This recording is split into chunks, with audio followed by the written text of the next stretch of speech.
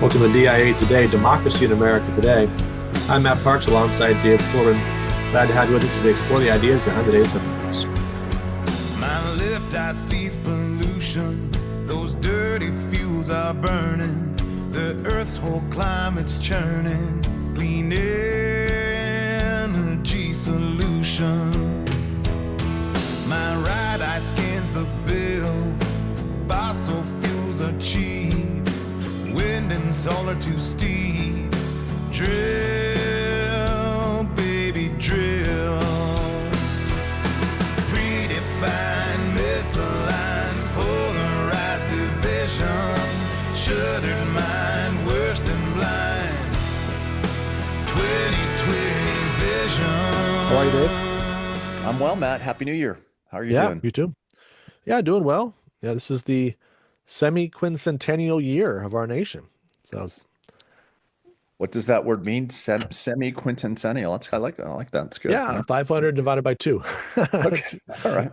250th anniversary is the other way of putting that. But Okay. yeah, it's exciting. And, really, it begins a whole series of semi-quincentennial celebrations. I mean, the next dozen years or so, we should be able to keep ourselves busy celebrating various events, the Constitution and the Federalist and the Declaration of Independence and all the rest. So I love it. It's great. We'll aim for that then. But looking forward to this next series that you suggested, which is a look at the most important documents leading up to the Declaration of Independence, all those activities and thoughts that went into, why independence in the first place. But then again, there was quite a bit of activity between our last show and this show. There's a couple yeah, things happening. yeah, We now have 57 states, or no, we're not quite there yet. We're getting there. yeah, working on it. Yeah, that's right. So we had a couple weeks off longer than normal because of Christmas and New Year's, and that was all good. But meanwhile, President Trump was extracting leaders from Venezuela and saber rattling in Iran and Greenland. I don't know what we call that, but Yeah. ambitions there as well. So yeah, we had, of course, a foreign policy focus. So most of our discussion of Dr. Codevilla's book, or the book in honor of Dr. Codevilla, I should say. And I think we left that in a good place. But then all of a sudden these things happen, and we thought, you know what? He did write one other book published after his death, which was basically focusing on the foreign policy vision of John Quincy Adams and laying out how that, first of all, arose, but then also thinking about how that applies in our own day. And so it just seemed like an appropriate maybe epilogue to the last series to talk about the key ideas from this book and then try to apply them. On the off chance that President Trump and his senior administration officials aren't listening to each podcast, or they may have missed one or two, I Off want to give chance. them another chance to catch up. And maybe if they didn't make all the connections we would like them to make, here's another chance for them to see how those applications work out. A little bit of guidance moving forward from this point. Well, as to be expected, everything that President Trump does either brings the ire of those who dislike him and everything he represents, or the cheers of those who love him. And I think it's interesting when we take this particular example of Venezuela and we run it through the lens of John Quincy Adams' foreign policy thinking, because I think if we're following Dr. Angelo Codevilla on this front, there is a good argument to be made for an America First foreign policy, but you have to understand what are the principles behind that policy. So that's the game plan for today's show, and looking forward to kind of going through that. Yeah, great. So let's start by talking through that historic moment, really, where John Quincy Adams establishes himself perhaps as the foremost foreign policy thinker of the early period of the American Republic, and his influence on what becomes known as the Monroe Doctrine, really JQA's policy as much as it was Monroe's, maybe more so than Monroe's, but really part of a series of efforts he made as Secretary of State for Monroe. And really going back, he was a diplomat at a very young age. His father was a diplomat. He was there in royal courts as a child and growing up many years abroad. And a very interesting backstory there. But all that comes together in a very clear and clear-eyed, I would say, understanding of America's place in the world and the best way to protect that. So maybe you can walk through that a little bit, Dave, the the key principles that defined John Quincy Adams' foreign policy and how that begins to intersect with our own discussions today. Well, as you just mentioned, Matt, it's not a foreign policy that Codevilla would argue that JQA invents, right? This was a foreign policy that was pretty much the common understanding of what foreign policy would be for the young American nation. Codevilla in his book kind of goes through kind of what were our priorities that were commonly shared by most of the American founders. And they were priorities that he argues are axiomatic, that our country is about the liberty and peace of our citizens, the allowance for them to eat the bread that their labor has earned, and for them to live Christian lives as they understood those Christian lives. That we had been gifted providentially a great land here in North America. And the question of any policy, foreign or domestic, is to figure out how within that context we can make best use of that providence and secure those blessings of justice and liberty for the American people. In sum, Matt, I think that means that foreign policy is to be understood as a shield of the American Republic. And as we just went through our book on Principles for a Political Reformation on how we keep our republic, that republic is grounded, is built upon the foundational principles of equality, responsibility, honor, justice, lawfulness, and prudence. So that's what we're about. Foreign policy is a means to secure that republic about those things. I think it's so critically important, and I think it's something that you find again so clear in many of the founders. They didn't think that American foreign policy was going to be different in terms of the basic approach that we took, except insofar as we would be taking that approach in the defense of something that was different and special. It was the defense of the republic that these various means would be used to accomplish.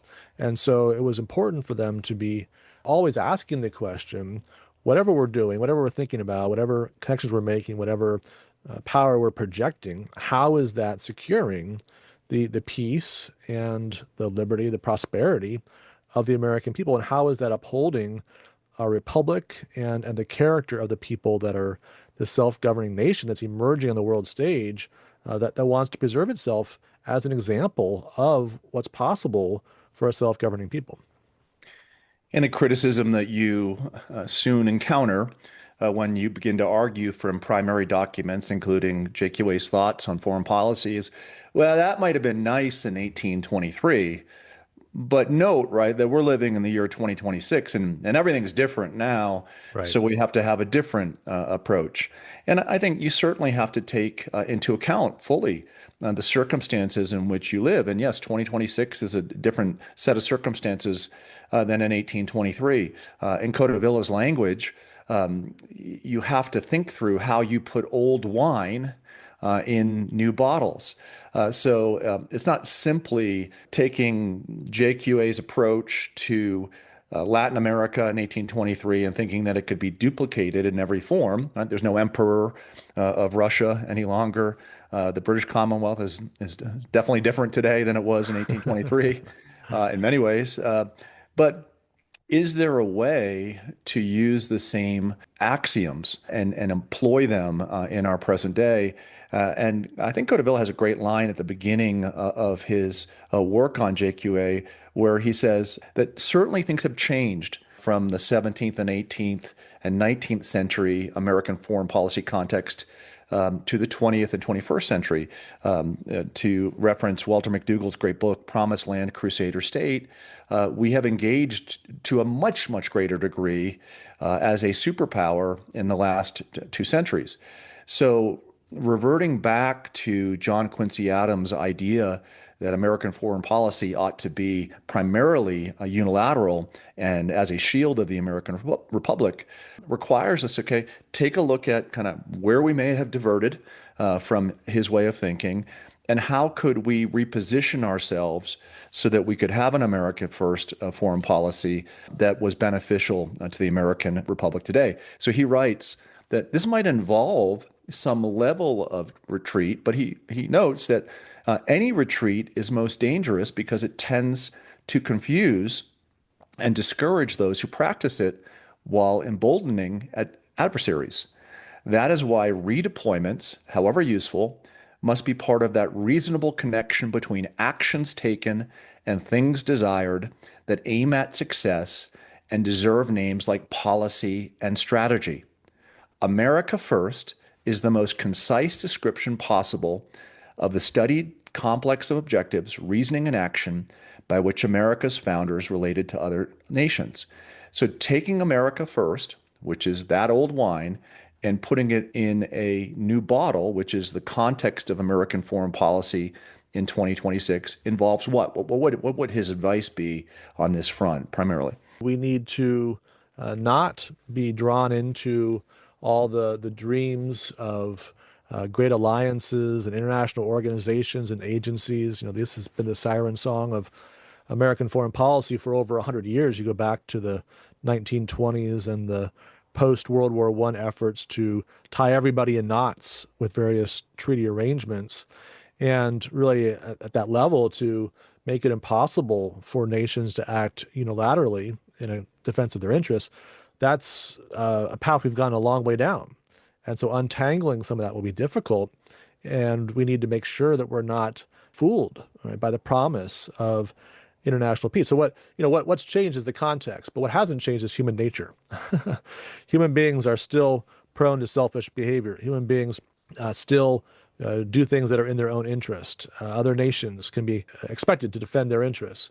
And so we don't want to presume that there's permanent overlap in interest between us and any other nation out there, any other people or group, but rather to be understanding that while there may be temporary alliances that are useful for temporary objectives, that things shift, right? And so we can never assume that there is a single way of doing things, that those kind of promises of international success and institutions will ever succeed, because people differ culturally, and interests differ from nation to nation and from time to time.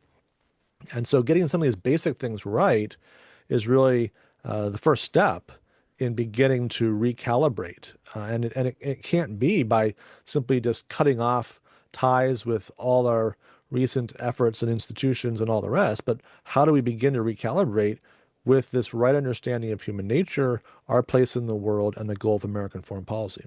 Exactly. And just to add to that, and I agree completely, right? The international scene in which our foreign policy acts is one of different nation states that are led by different regimes that have different interests. So first and primarily, you have to understand what are the interests, what are the objectives of those regimes. Are they friendly to the United States? Are they antagonistic to the United States? And to what degree does their friendliness or their antagonism threaten the shield of our republic? And how should that shield encounter those different forces? So this might mean fortifying efforts that we've kind of let go astray over the last 20 or 30 years. But having a clear-eyed vision, a discerning vision of what other superpowers are looking to do. That includes, what is China after? What is Russia after? How do they play with different nations, especially those within our hemisphere? I think I'd add to that as well, and this is the hard thing to do in a country that's divided, that we ought to be deliberate in our actions, but that deliberation ought to take place through our elected representatives. I understand that's very difficult to do in Washington, D.C. in 2026, but to the degree that you can run things through that deliberative filter, you're going to be more likely at the end of the day to practice a unilateral foreign policy that's built upon the strong foundation of the unity of the American people. It's always one of the challenges in our politics when foreign issues have divided us. I mean, you go all the way back to the debate over neutrality and the early days of the wars that divided Europe after the French Revolution, and those that sympathized more with France versus those that sympathized more with Great Britain create all kinds of domestic division. And of course, that was something that was in view in Washington's farewell address as he was laying out a desire for American foreign policy to speak with one voice because there was one ultimate interest that was to be achieved. So I think we find ourselves in the exact same situation where these debates we have over foreign policy are often proxies for our internal divisions. Like you said at the very beginning of the show, what you say about Venezuela isn't really about Venezuela, it's about Trump, right? In both directions. And so people can find ways to justify whatever President Trump did if they're inclined to do that, or to criticize it independent of the particular merits of the action. And so that's unfortunately where we are politically. And it's hard to find voices who are willing to evaluate things without that partisan or hyper-partisan lens. But we need to be working toward that if we're going to have a foreign policy that actually speaks to the world clearly and defends America's interests successfully. So let's get into this Monroe Doctrine and Monroe Doctrine.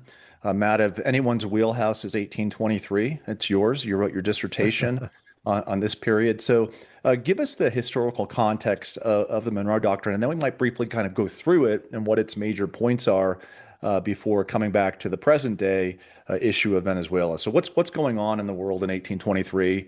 Why was there a Monroe Doctrine in the first place?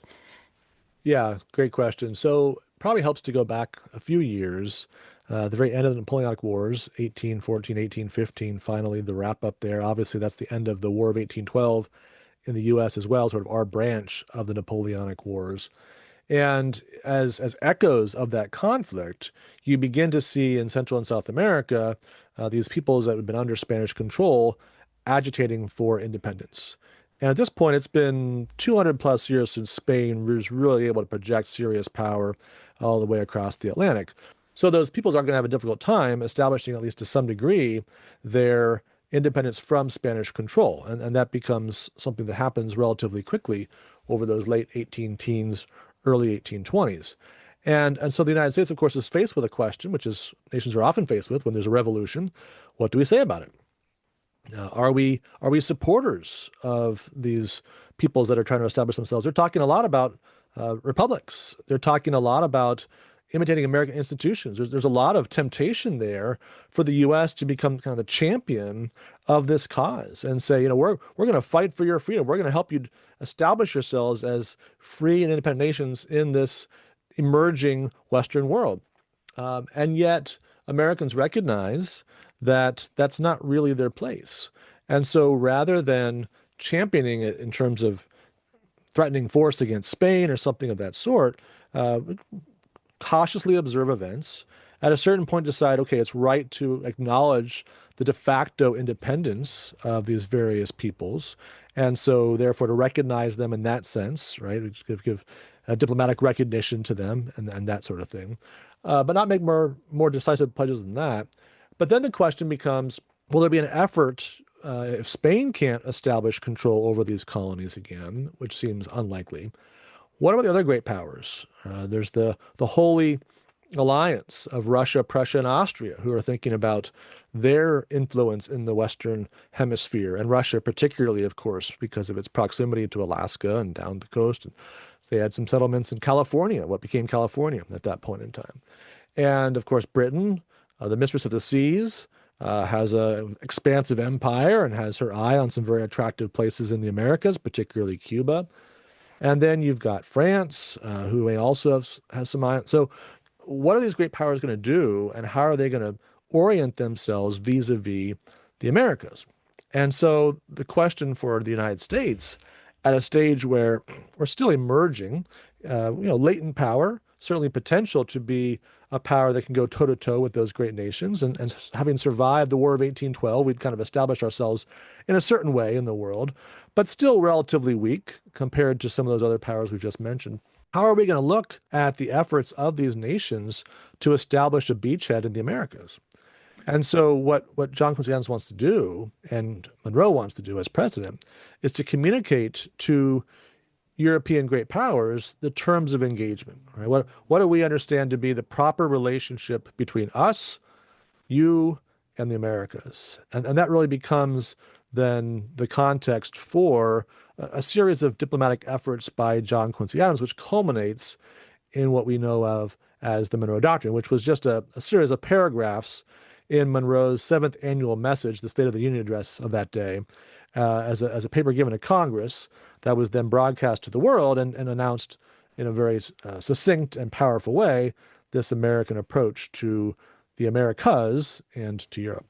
Yeah, it's interesting here because what we're seeing is a replay of an earlier temptation, that temptation that was at play during the French Revolution to get ourselves involved in that democratic revolution. Right. And JQA here references that we have stayed out of the internal affairs of Europe. Our policy in regard to Europe is adopted very early in the American Republic, is to allow things to play out there as they would. However, John Quincy Adams is going to note that what happens over there is different than what happens in our hemisphere. To sum it up in a neat line, what is nearer is dearer. And that means that a policy has to be enacted that's realistic in the sense that it kind of showcases what we can and cannot do, but it also is representative that there is going to be a shield of the American Republic, and it is going to take into account what takes place in its hemisphere. It's going to go about this business diplomatically,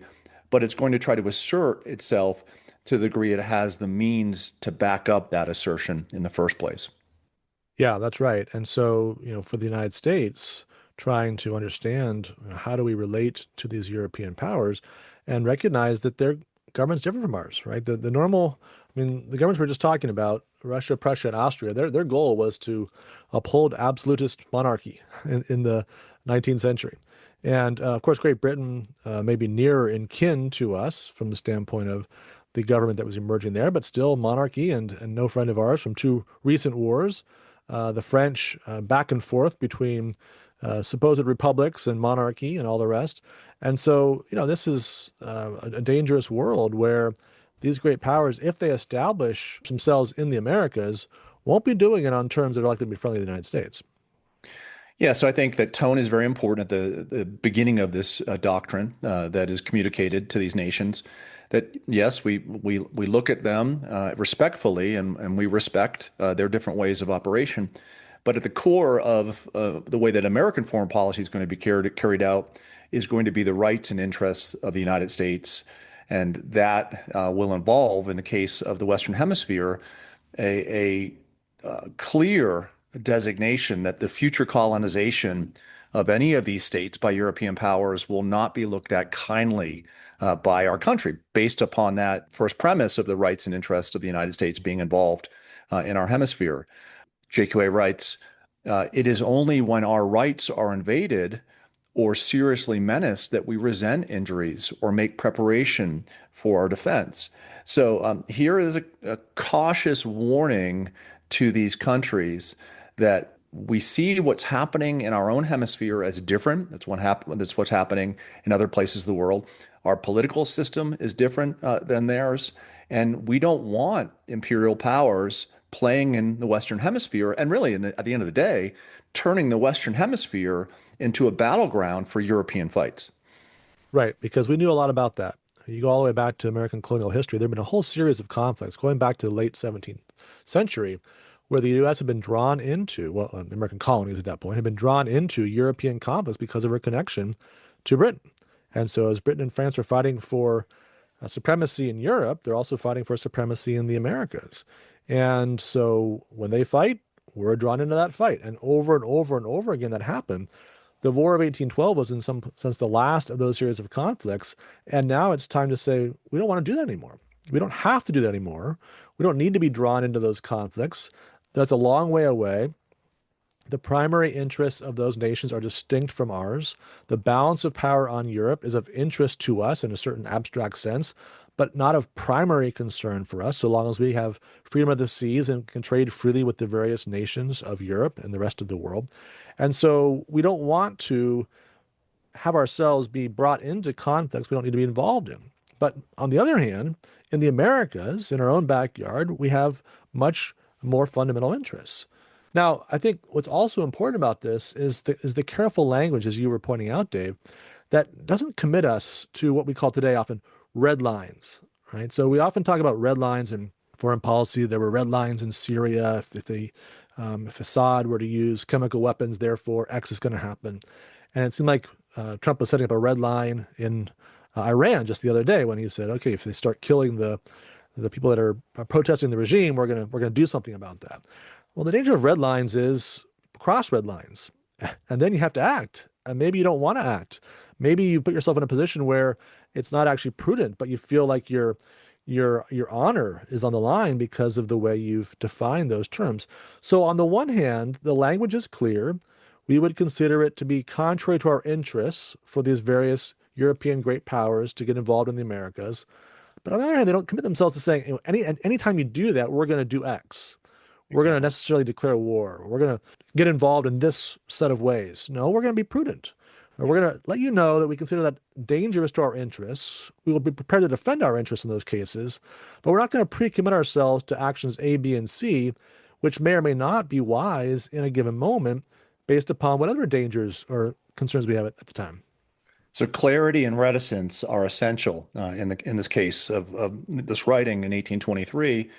A line has to be kind of marked out, but it has to be a reasonable line, and I think it has to be a line that is laid out on a just basis. So I think the key group of sentences in this doctrine that kind of mark out, okay, what and when is the following. With the existing colonies or dependencies of any European power, we have not interfered and shall not interfere. But with the governments who have declared their independence and maintain it, and whose independence we have, on great consideration and on just principles, acknowledged, we could not view any interposition for the purpose of oppressing them or controlling in any other manner their destiny by any European power in any other light than as the manifestation of an unfriendly disposition toward the United States. Yeah, so the importance of justice, the importance of recognizing the facts on the ground. So there's nothing we can do about the colonies that are established. We're not going to fight to try to free them or make them independent. But other nations and peoples had at that point established themselves as truly independent. And so having recognized that and obviously recognize the benefit of that, of having neighboring republics among us rather than extensions of Spain or France or Britain or Russia, then to reverse that and to impose unwillingly upon those peoples new regimes and new connections obviously would be very dangerous to America's freedom. So let's move to the present day. Let's talk about America first and Venezuela. There have been examples over the last 30, 40 years in which we have acted in affairs in the Western Hemisphere in an American first way. You think about Panama, for example, and the capture of Noriega back in 1990. And so there have been kind of recent examples of us taking a close and careful look at what's happening in our hemisphere. Is the current situation in which Maduro and his wife were captured on January 3rd, is that any different from what you can tell, Matt? I think the challenge in part is we don't really know what the end game here is, right? So on the one hand, this was presented as an act of law enforcement, basically. We've got an indictment against two drug kingpins who happen to be the president and first lady of a foreign nation. And so the special forces are going in there to basically get somebody in jail. And so if that's what it turns out to be, then that's very different from some effort to bring down the regime or to otherwise reduce the influence of that socialist dictatorship that's really been in place for almost 30 years now, going back to Hugo Chavez and Maduro, and now his successor Rodriguez. So one of the challenges here is just understanding what is in view. But what we do know is that the president took these actions. I think there's some real questions about the legal authority under which he's acted. The Congress hasn't been involved in any of this discussion, wasn't informed until after the fact. There's no authorization of force, obviously no declaration of war, nothing on the other side, no imminent threat other than the ongoing threat of drugs coming to the United States and whatever that means in terms of the degradation of our culture and the physical and human toll that comes with that. So I think those are the kinds of questions that really we have to raise here. And, we're trying to understand this where President Trump's own views or his own endgame maybe is a little bit unclear.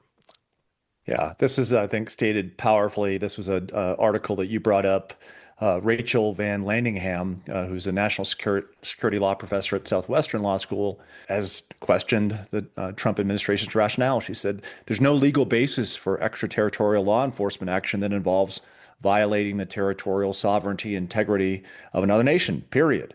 Another person, Adam Isaacson, who's Director for Defense Oversight at the Washington Office of Latin America, says this is a violation of the UN Charter. A ninth grader could look at the UN Charter and realize that we just violated it beyond any doubt. I think for both Van Landingham and Isaacson, they are going to look to the source of authority on this intervention as being based upon international law or the UN Charter. Is there an argument to be made, however, that those ought not to be the formative elements by which our policy stands? Yeah, at one level, I think there's no question about that. Challenge here is that the UN Charter is something that we adopted as a treaty.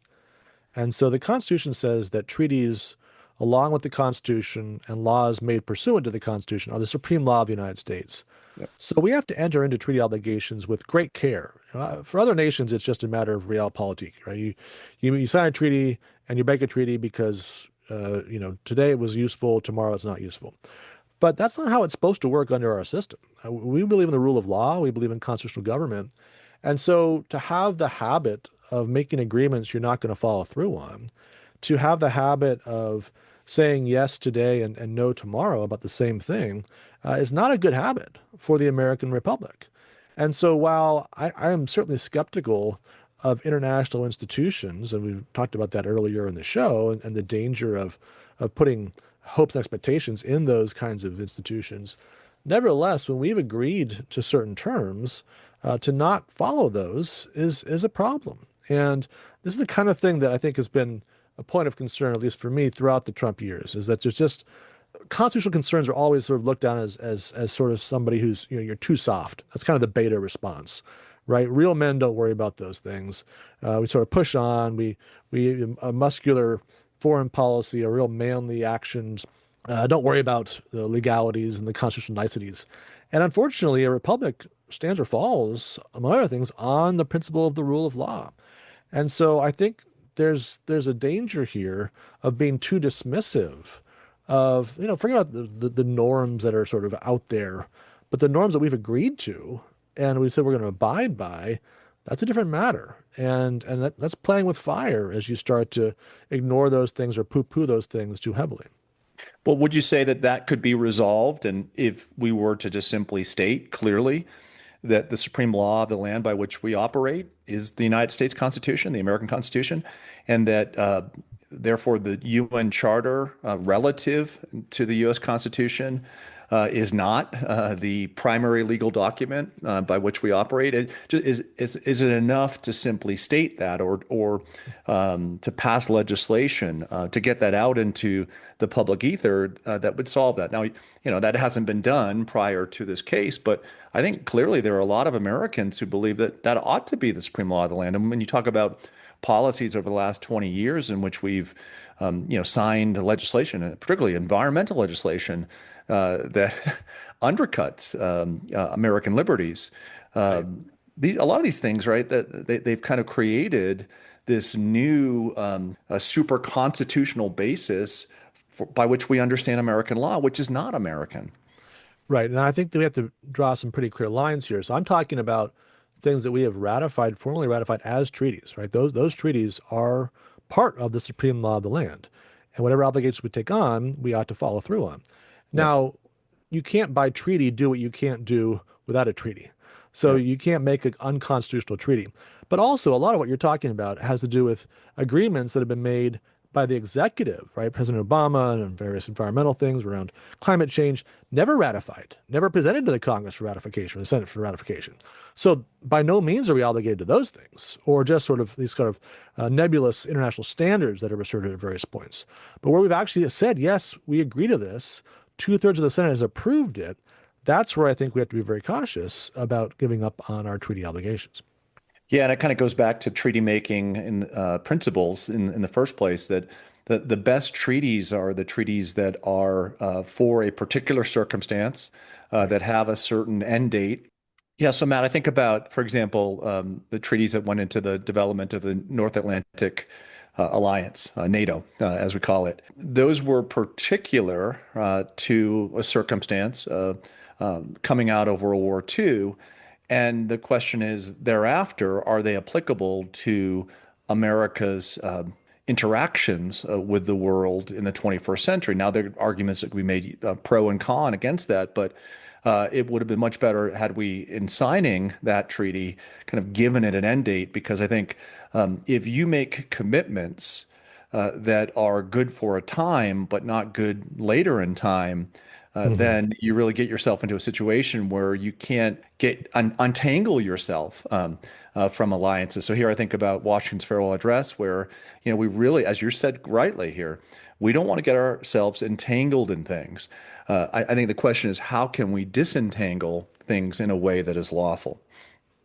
Right. And it's often the case in treaties that there is stipulations for getting out of the treaty with 6 months notice or whatever the case might be. That was the case with, for example, with the ABM treaty, which limited missile defense. And eventually, President George W. Bush announced we were getting out of that treaty in order to pursue missile defense, probably 30 years after we should have. But it was done in due course. And I think sometimes there's a sense of, well, that's not really right. Well, no, that is right. Like you're saying, treaties arise in particular circumstances, and they're typically good so far as those circumstances hold. But when those circumstances change, then it doesn't make sense to be bound by something that doesn't suit your interests.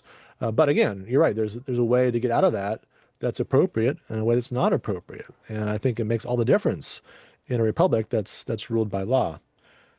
I think another interesting angle here, and this is from an essay by Reed Smith in Foreign Affairs that was published January 9th. Smith tries to make the case that within the Trump administration, there are really two sets of people at play. The people he calls, on one hand, those who are more realistic and want to move forward with these types of actions, and then another group that he labels the restrainers within the Trump administration that are worried that if we intervene here, there'll be no stop to our interventions throughout the world. Do you think that this is an important distinction to make? And is it really essential to the bigger questions that we're asking in this episode? Well, I think you do see within the administration some of that debate. We know that there are those that are more skeptical of foreign intervention. J.D. Vance is probably the leader of that group. Those that are more in favor of intervention, Marco Rubio is probably the leader of that group. And so, there's a little bit of an audition for 2028 that's also a part of this, perhaps. And Donald Trump doesn't seem to choose one or the other, at least permanently. He listens to one, he listens to the other. Sometimes he does things that Rubio probably prefers. Sometimes he does things that Vance probably prefers. So there's that dynamic to it. But I think, that's not exactly the question that we want to ask when it comes to evaluating American foreign policy engagements. Restraint is a means, not an end. Realism, as it's such, is a means, not an end. And so I think what can happen is sort of boxed in by these prior commitments to this or that approach and miss the kind of flexibility which we saw exhibited by the founders over and over again as different crises came up. Yeah, I think the key sentence from this essay that I took from it that points to kind of a problem that has to be resolved. And I think the next essay we're going to take up, I think there's an argument that it could be resolved rather easily. This line is, Trump governs by instinct rather than ideology.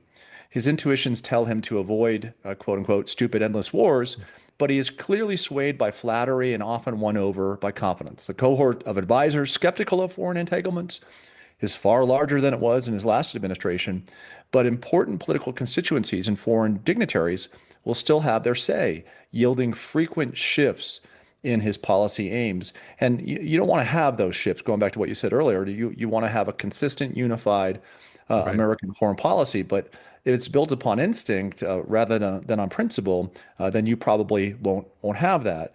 Which is where I think the next section we want to take up really kind of speaks to, yes, there are principles by which this intervention could be defended. In fact, this individual was one of the authors in the book that I also had a contribution, Yep. J. Michael Waller. He wrote in An American Mind this past month the Monroe Doctrine in action, and he defends the intervention on Codevillian terms. How does he do that? Yeah, and I think he might get a little bit ahead of events here, but he, as I think the best advocates of Donald Trump's positions often does, is he gives a rationality to it that may not be there. But what is the rationale behind it? Well, the Monroe Doctrine, or the Trump corollary to the Monroe Doctrine, is basically to understand that it's not just that we don't want great powers to colonize the Americas, but we don't want them to have undue influence in the Americas. And so we think about, an earlier version of this, right, responding to the Soviet attempt to deploy nuclear missiles in Cuba back in the 60s. What's happening in Venezuela and other places? Well, China is getting a foothold in the Americas and intentionally building up alliances there. Obviously, Cuba as well, sympathetic. Colombia has had some sympathy with this Chinese efforts, and they're doing it through infrastructure, the Belt and Road Initiative, but also very much supportive of Venezuela in terms of oil and to some degree dependent upon oil from Venezuela.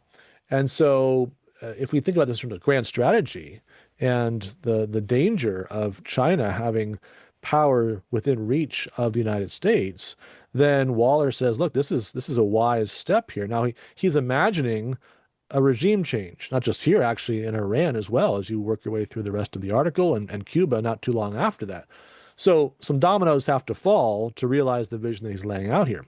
But he sees the value of changing the regime in Venezuela, not so much in terms of Venezuela per se, but is as putting pressure on China to back off engagements in Taiwan, to then put pressure on Russia to get cheap oil from them that would undermine Russia's economic security. In other words, we have one of our major opponents in the world within our reach.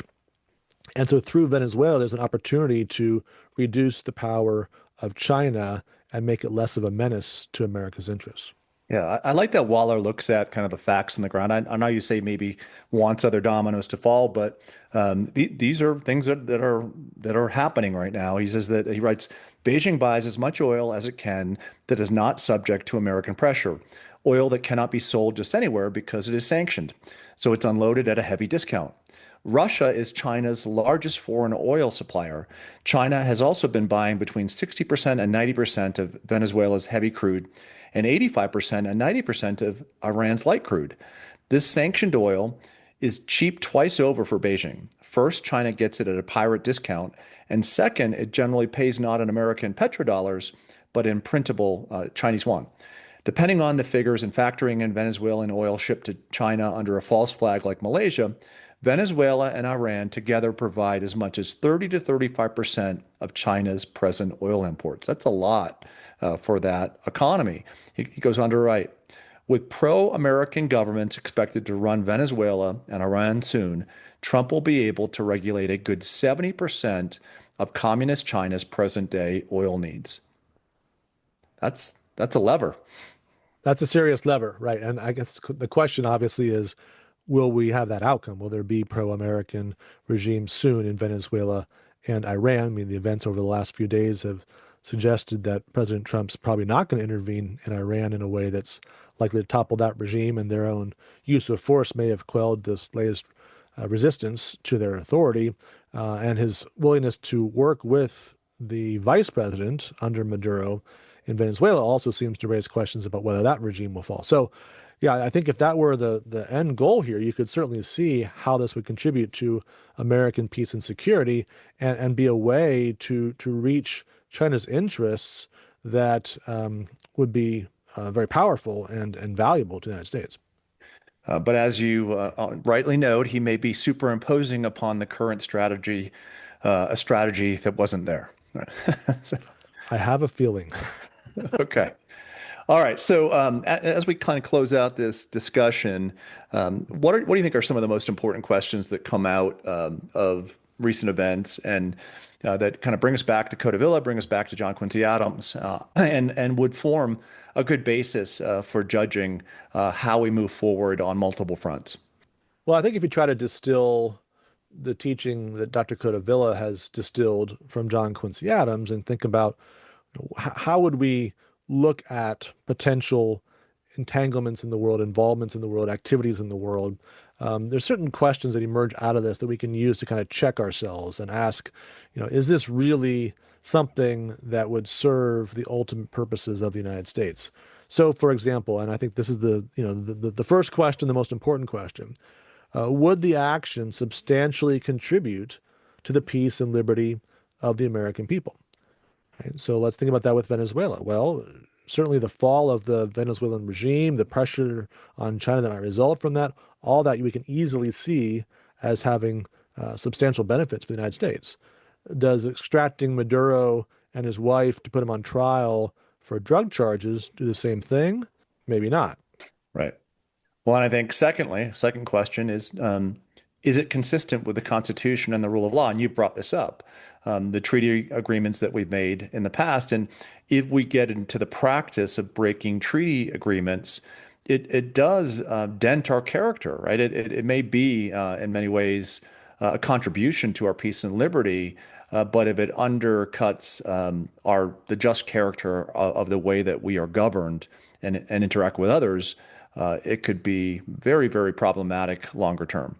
Even worse than breaking treaties is beginning to be cynical about the need to follow treaties, to justify it, right? Right. So, you think about when Thomas Jefferson approved Louisiana Purchase, he from his perspective, it was unconstitutional. There was no way to justify the power. There was no power under the Constitution to buy land. But he thought, look, this is so critically important to the United States. We've got to do this.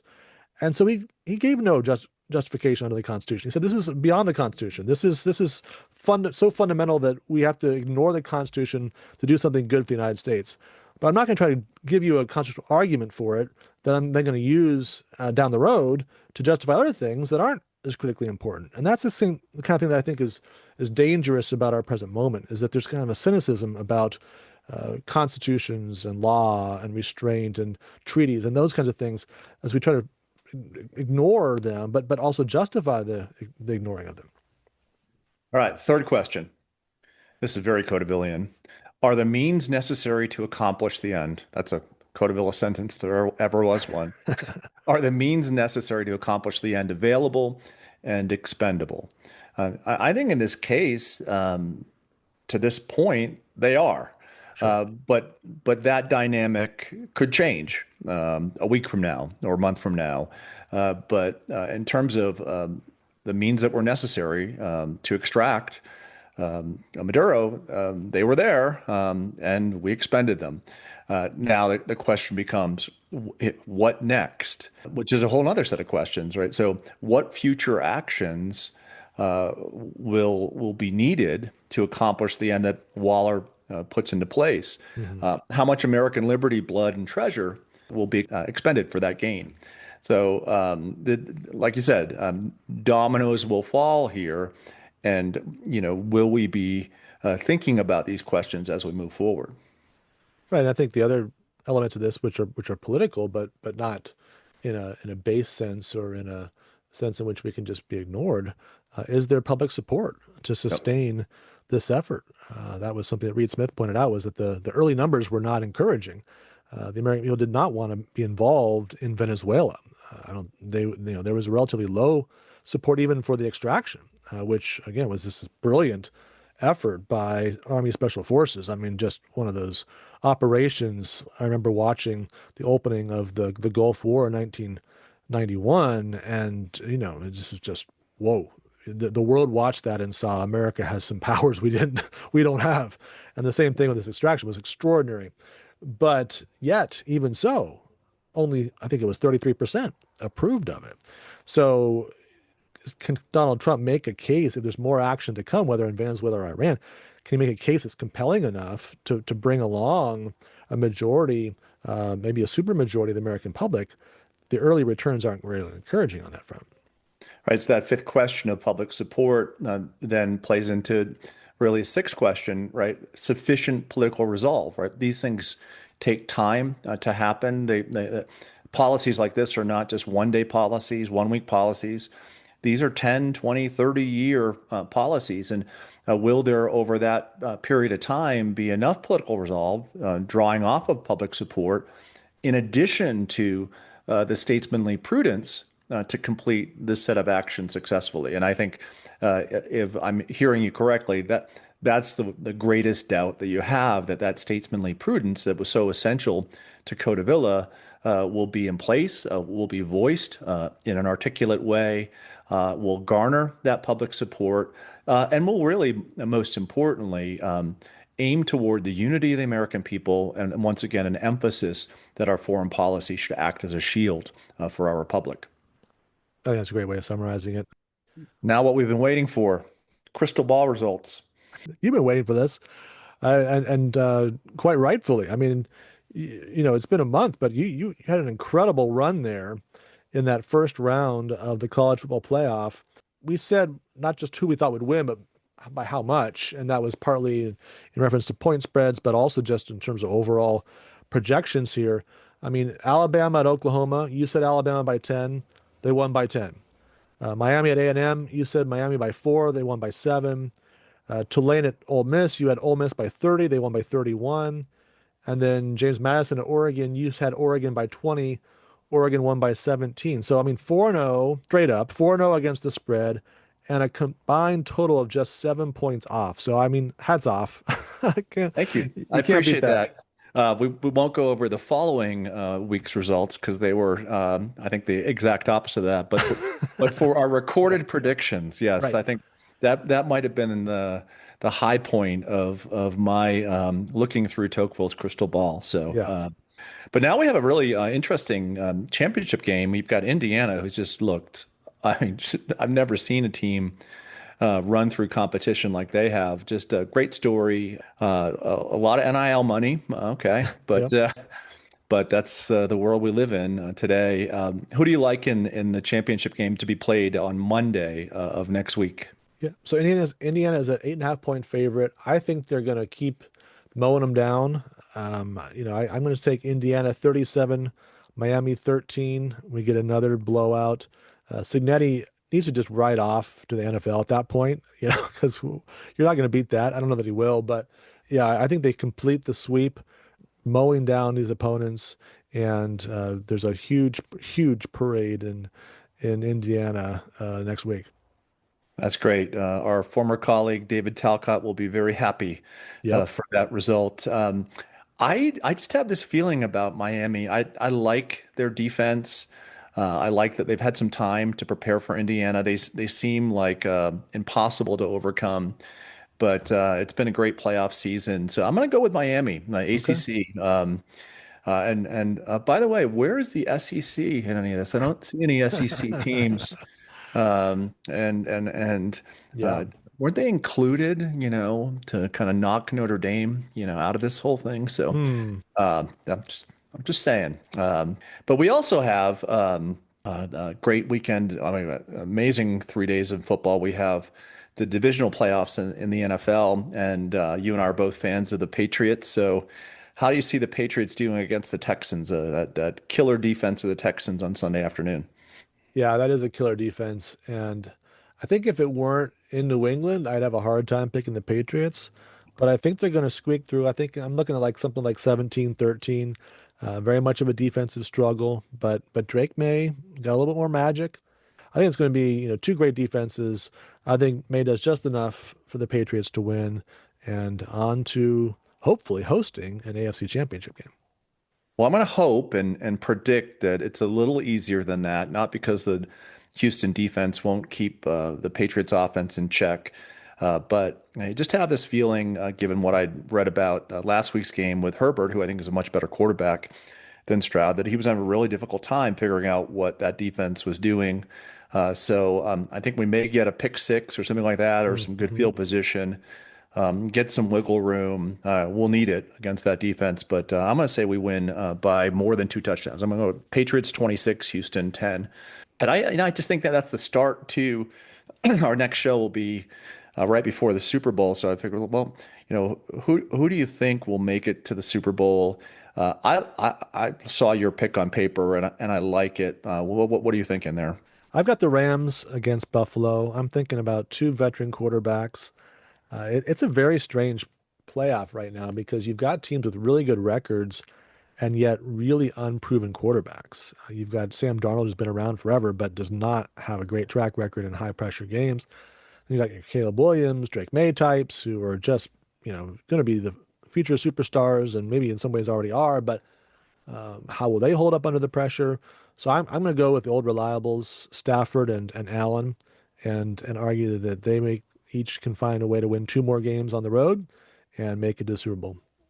Well, speaking of dominoes falling, I think that I just have this feeling that Darnold will not be up to the task tomorrow, Yeah. even with that 12th man of Seattle, that San Francisco pulls off the upset on Saturday.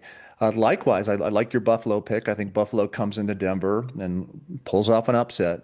But I was really impressed by that Bears Soldier Field crowd. Hmm. And if Chicago knows that, okay, they've got to beat the Rams to get another home game against the 49ers to make it to the Super Bowl, I just have a hunch that'll happen. That would mean championships between Chicago and the 49ers. Who would ever thunk that, given everyone's on the Rams and Seahawks bandwagon. Yep. And then New England hosting Buffalo, which would just be amazing. And I'm going to make the homer pick here, say New England gets that, and we're going to have a repeat of the awful, awful Super Bowl of 1986, Bears versus Patriots. You remember the refrigerator Perry and Oh all yeah. that clip. Oh yeah. So get ready to see Jim McMahon dancing on videos that were on MTV. But that's what it'd be great to face the Bears 40 years later.